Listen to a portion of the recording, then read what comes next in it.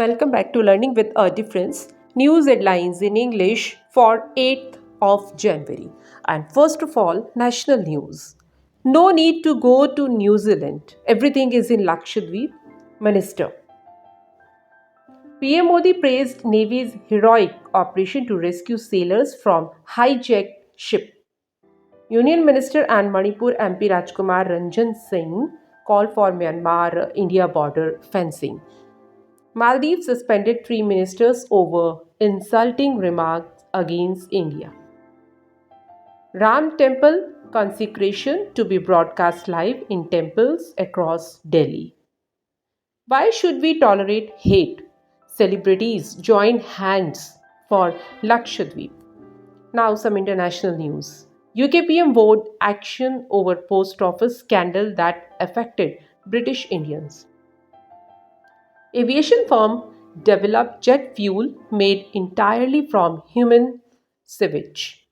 Bangladesh registered 40% voter turnout amid opposition boycott. Counting began.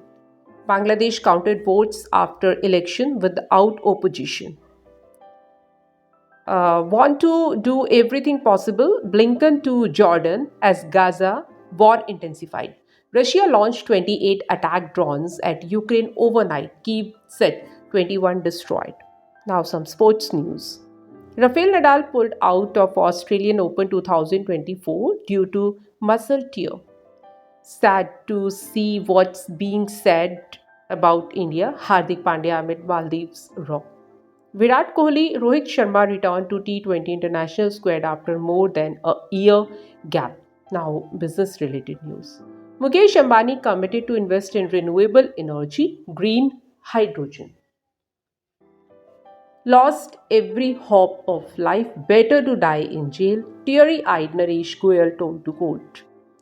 FMCG makers expect low to mid single digit volume growth in quarter 3. Rural market continues to lag.